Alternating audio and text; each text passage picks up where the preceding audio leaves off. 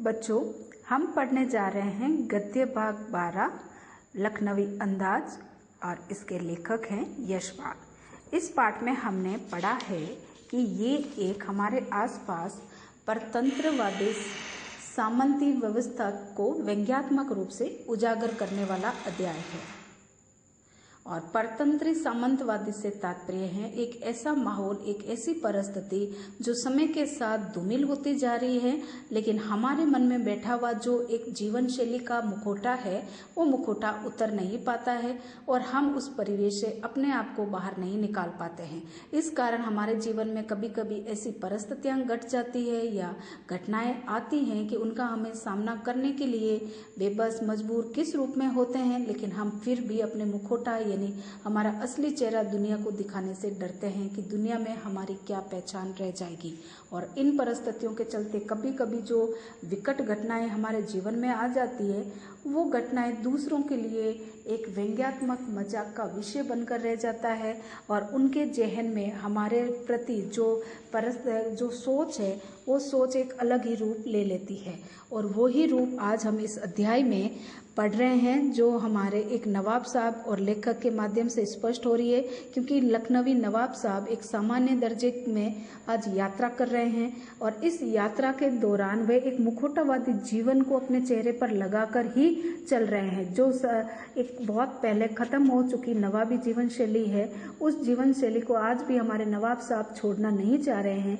इसलिए यहाँ मध्यम श्रेणी का टिकट लेकर वे रेल में बैठे हुए हैं और अपने जीवन को तोलने का प्रयास कर रहे हैं, यानी ढोने का प्रयास करते हुए दिख रहे हैं। और अचानक उन्हें उस परिस्थितियों में दखल डालने के लिए हमारे लेखक का आगमन हो जाता है उस डिब्बे में। तो उसके आगमन से जो परिस्थितियां बनती है वह नवाबी शानो शौकत के दिखावे में किस प्रकार विघ्न डालती है, इसको लेखक ने आगे जिस रूप में समझाया है वो सोचने का विषय है, क्योंकि हम भी हमारे आसपास इस तरह के मुखौटे अनेक रूपों में देखते हैं और उन मुखौटों में कभी कभी हम सोच समझ नहीं पाते हैं तो हमारे सामने भी बहुत बार कठिनाइयां पैदा हो जाती है या उस मुखौटेवादी जीवनचर्या से हम भी जुड़ जाते हैं और हमारे जीवन में भी वो परिस्थितियां बहुत कठिनाइयां पैदा कर सकती है। इन्हीं सारी बातों को पहले से ही अवगत कराने के रूप में या संदर्भ में हम इस अध्याय को आज यहाँ पढ़ रहे हैं। तो हमने यहाँ देखा कि लखनऊ स्टेशन से जहाँ नवाब साहब उस गाड़ी में चढ़ रहे हैं तो अपनी भूख को खत्म करने के लिए वो खीरा खरीदते हैं और खीरे को बहुत ही तरीके से वो काट कर खाने का प्रयास भी करते हुए दिख रहे हैं, लेकिन अफसोस खा पाते हैं या नहीं उसको हम आज जानेंगे।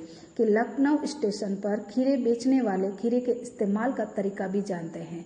ग्राहक के लिए जीरा मिला, नमक और पिसी हुई लाल मिर्च की पुड़िया भी वो साथ में दे देते हैं। यानी खीरा जब खाना ही है तो उसको अच्छे से खाना चाहिए, लाल मिर्च लगानी चाहिए, जीरा मिला हुआ नमक होना चाहिए और बहुत करीने से खीरा कटा हुआ होना चाहिए, तभी जाकर वह हमारे मुंह को स्वाद भी देता है और पेट की भूख भी वो शांत कर देता है। तो नवाब साहब ने बहुत करीने से यानी बारीकी से खीरे की फांकों पर जीरा मिला, नमक डाला, लाल मिर्च की सुर्खी भी बुरक दी और उनकी प्रत्येक भाव भंगिमा और जबड़ों के स्फुरण से स्पष्ट था कि प्रक्रिया में उनका मुख धीरे खीरे के रसास्वादन की कल्पना से प्लावित हो रहा है। तो यहाँ पर हम क्या पढ़ रहे हैं कि जैसे जैसे हमारे नवाब साहब खीरे को तैयार कर रहे हैं खाने के लिए, वैसे वैसे वो खीरे का जो रूप है नवाब साहब के मुंह में बार बार पानी भर रहा है। स्फुरण का मतलब क्या होता है? भाव भंगिमा यानी चेहरे के भाव और जबड़ों के स्फुरण का मतलब होता है जबड़ों का हिलना डुलना। जैसे जैसे हमारे मुंह में पानी, हम कोई खाने की वस्तु देखते हैं और बहुत जोर से भूख लगी हुई है तो हमारे जो लार है वो बहुत मात्रा में मुंह में बनने लग जाती है और उसको कंट्रोल करने के लिए हमें हमारा जबड़ा बार बार हिलाना पड़ता है, यानी उसे गटकना पड़ता है। तो वही प्रक्रिया यहाँ नवाब साहब के माध्यम से स्पष्ट हो रही है, क्योंकि उनका मुख खीरे के रसास्वादन का मतलब क्या है? जायके से। और प्लावित क्या हो रहा है? भरना। और किससे भर रहा है उनका मुंह? उनकी लार से मुंह बार बार भर रहा है, जिसे वे गटकने का प्रयास कर रहे हैं। और लेखक उन्हें कनकियों से यानी चोरी भरी नजरों से बार बार देख रहे हैं और सोच रहे हैं मियाँ रईस बनने की कोशिश कर रहे हैं, लेकिन लोगों की नजरों से बच सकने के ख्याल में अपनी असलियत पर उतर आए हैं। यानी यहाँ पर हमारे नवाब साहब का मुखौटा लेखक के सामने आ गया है। यानी वो नवाबी दिखावा तो कर रहे हैं अपने हाव भाव से, लेकिन अंदर की भूख है वो नवाबी भाव को नहीं जानती है। इसलिए उनके पेट में लगी हुई भूख लार के रूप में मुंह को बार बार हिलाने के लिए विवश कर रही है, और वो चीज हमारे लेखक समझ जाते हैं। नवाब साहब ने फिर एक बार लेखक की ओर देखा और कहा, वल्ला शोक कीजिए, लखनऊ का वालम खीरा है। यानी वल्लाह आप शोक कीजिए, आप हमारा ये खीरा खाइए। पूरा अच्छे से तैयार किया हुआ खीरा लेखक की ओर बढ़ाते हैं।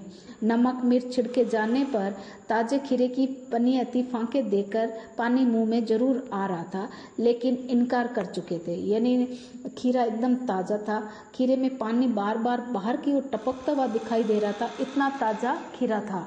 और उसको देखकर हमारे लेखक के मुंह में भी पानी आ रहा था, लेकिन वो पहले ही मना कर चुके थे। और अब आत्मसम्मान की बात जो ठहरी, अगर पहले मना कर चुके और अब खाएंगे तो फिर आत्मसम्मान की बात कहाँ रह जाएगी। इसलिए उन्होंने अपने आत्मसम्मान को बचाने के लिए उन्होंने उत्तर दिया, शुक्रिया, इस वक्त तलब यानी इच्छा नहीं हो रही है, और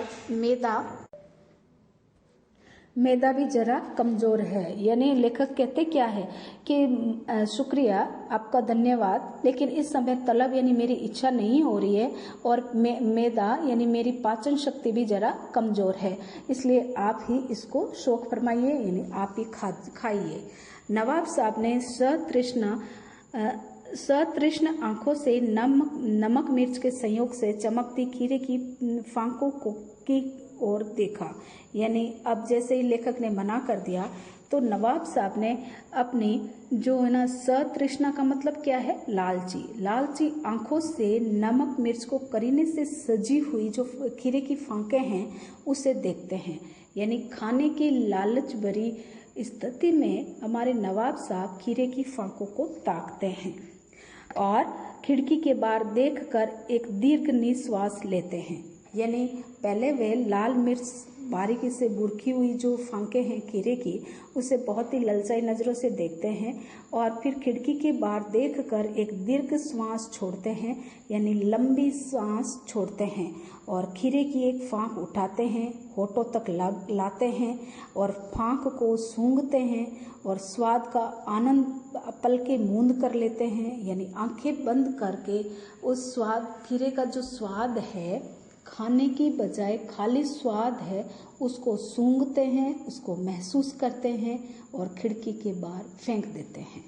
यहाँ पर लेखक कहना क्या चाह रहे हैं कि नवाब साहब को भूख लगी हुई है, और वो भूख का जो माहौल होता है ना, हमारे पेट में भूख लगती है तो चेहरे पर वो भाव आ ही जाता है, तो वो पूरा भाव उनके चेहरे पर झलक रहा है, उनमें खाने की लालसा बढ़ती जा रही है, लेकिन वो नवाबी दिखावे के चक्कर में इतने फंसे हुए हैं वहाँ की कि वो जो फांक है, खीरे की करीने से कटी हुई फांके हैं जिस पे लाल मिर्च और मसाला लगा हुआ है, किसी को देखते ही तुरंत मुंह में पानी आ सकता है, क्योंकि लेखक के मुंह में भी बार बार पानी आ रहा है। उसके बावजूद वो मना कर चुके हैं, तो उस परिस्थिति को अब वो महसूस नहीं कर रहे हैं। लेकिन नवाब साहब जो उसके मालिक है वो उसको खा सकते हैं, लेकिन नहीं, वो सिर्फ अपने मन उसको अपने नाक के पास लाते हैं, उसको सूंघते हैं, उस खुशबू को महसूस करते हैं, आंखें बंद करते हैं और गहरी श्वास खींचते हुए मन में उस भाव को ले जाते हैं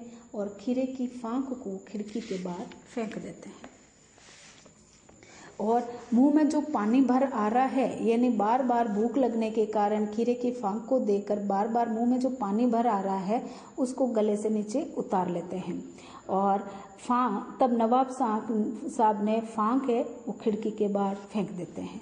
नवाब साहब खीरे की फांकों को नाक के पास लाते हैं, वासना यानी इच्छा से उसका रसास्वादन करते हैं, यानी उसकी खुशबू लेते हैं और फिर उसको खिड़की के बाहर फेंक देते हैं।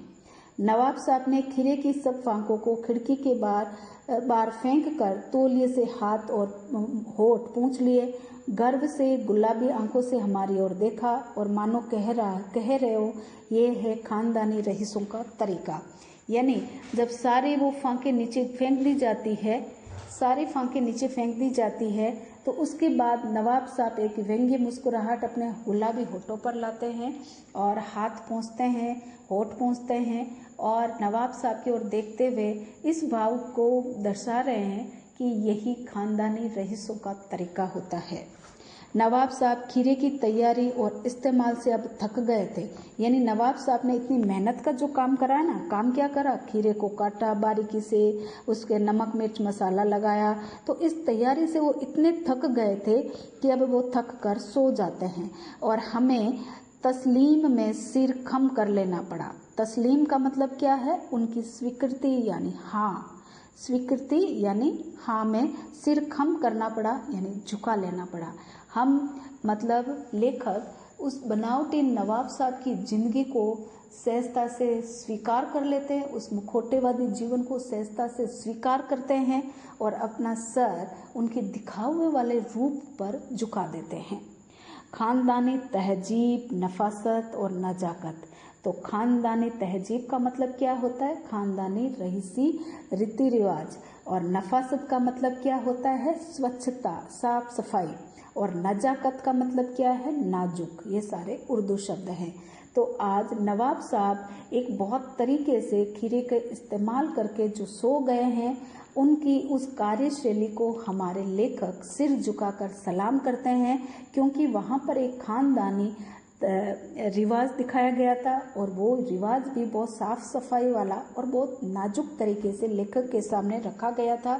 उस तरीके को हमारे नवाब साहब के तरीके को हमारे लेखक सिर झुकाकर सलाम करते हैं। फिर हम गौर कर रहे थे कि खीरा इस्तेमाल करने के इस तरीके को खीरे की सुगंध और स्वाद की कल्पना से संतुष्ट होने का सूक्ष्म यानी महीन, नफीस यानी बढ़िया, एब्स्ट्रैक्ट यानी कल्पना का जो तरीका है वो नवाब साहब में ही दिख सकता है। और क्योंकि ऐसे तरीके से उधर की तृप्ति भी हो सकती है क्या, यानी अगर हमारे पेट में भूख लगी हुई है और हम खाने की बजाय उसको सूंघ कर फेंक देंगे तो क्या हमारा उदर यानी पेट की तृप्ति यानी भूख अपने आप ही खत्म हो जाएगी क्या। ये बात हमारे लेखक मन ही मन में सोच रहे हैं, क्योंकि उन्होंने अभी अभी एक नवाबी तरीके से जीवन जीने वाले लोगों के मुखौटों का रूप देखा था। नवाब साहब की ओर से बड़े पेट के ऊंचे डकार का शब्द सुनाई दिया। नवाब साहब ने हमारी ओर देखकर कह दिया, यानी नवाब साहब ने फिर सोते सोते ही एक ऊंचे स्वर में डकार ली और वो डकार लेने के बाद उन्होंने क्या कहा, खीरा लजीज होता है, लजीज यानी बहुत स्वादिष्ट होता है, लेकिन होता है शकील, यानी शकील का मतलब होता है भारी पाचन के लिए, कि ये हमारा जो खीरा है वैसे तो बहुत टेस्टी होता है लेकिन भारीपन होता है, नामुराद मैदे पर बोझ डाल देता है, यानी अभागा हमारी पाचन शक्ति पर भार डाल देता है। ये बात कौन कह रहे हैं, हमारे नवाब साहब कह रहे हैं लेखक से। और वो क्यों कह रहे हैं, बिना खाए हुए भी डकार लेकर अपनी नवाबी का प्रदर्शन करते हुए वो ये कह रहे हैं कि ये जो खीरा है वैसे तो देखने में तो बहुत लजीज होता है, बहुत स्वादिष्ट होता है, लेकिन ये खाने में यानी पाचन शक्ति में बहुत भारी होता है। इस कारण हमारे पाचन प्रक्रिया पर ये भार पैदा कर देते हैं। लेखक के तो ज्ञान चक्षु ही खुल गए। ज्ञान चक्षु का मतलब क्या है, ज्ञानेंद्रिय खुल गई, उनकी दिमाग की जो सोचने समझने की शक्ति है वो खुल जाती है और तुरंत उनके दिमाग में आ जाती है एक नई कहानी। और नई कहानी क्या है कि बिना सोचे समझे जीवन में अचानक जो घटनाएं आपके सामने घट जाती है वह किसी न किसी कहानी का आकार ले लेती है। खीरे की सुगंध और स्वाद की कल्पना से पेट भर जाने का डकार आ सकता है, तो बिना विचार, घटना और पात्रों के लेखक की इच्छा मात्र से नई कहानी क्यों नहीं बन सकती है।